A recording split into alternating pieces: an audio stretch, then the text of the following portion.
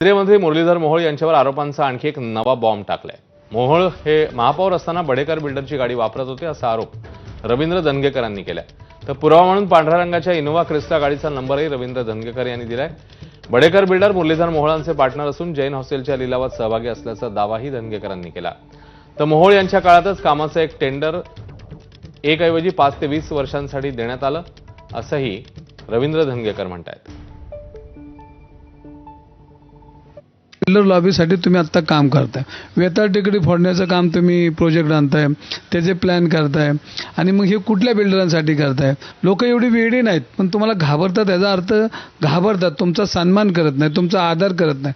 तुम्ही कोण आहे? तुम्ही झिरो आहेत। तुमच्या आजूबाजूला कमल नाही दिसलं तर तुम्हाला येणार जाणार कुत्रं बी विचारणार। तुम्ही फक्त कपडे चांगले घालताय याचा अर्थ तुम्ही लय स्वच्छ असं होत नाही। तुमचं रोज एक ट्विट दिसेल मला आणि रोज त्या ट्विटला त्यांनी उत्तर दिलं पाहिजे। सत्ता खाली वरती सगळी यांची आता लोक घाबरतात, कोण काय बोलत नाही, तोंड दाबून बुक्क्यांचा मारा सहन करतात, विरोधक करतात। ती गाडी ही एकदा वापरली तर त्यांच्या घरच्यांनी किती वेळा वापरली? त्या गाडी जर बिल्डरांच्या नाव असेल तर मग हे हा पुणेकरांचा अपमान नाही का? आणि प्रायव्हेट गाडीवर तुम्ही हा लोगो लावायचा कोणाची परवानगी घेतली? अरे हे काय तुमच्या घरातलं राज्य आहे का? या सगळ्या संदर्भात केंद्रीय राज्यमंत्री मुरलीधर मोहोळ यांनी काय प्रत्युत्तर दिलंय तेही बघूया।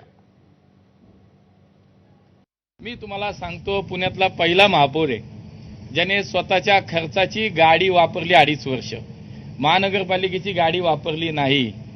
राहिला विषय बडेकरांच्या नावाची गाडी, गाडी कुठली आहे? बडेकर प्रॉपर्टीज।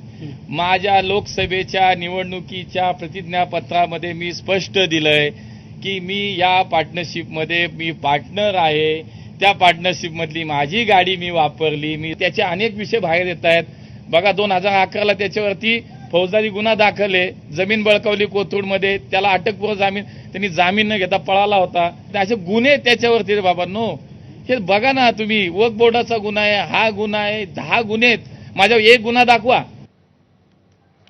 तर राज्याचे महसूल मंत्री चंद्रशेखर बावनकुळेंनी देखील यावरून धनगेकरांना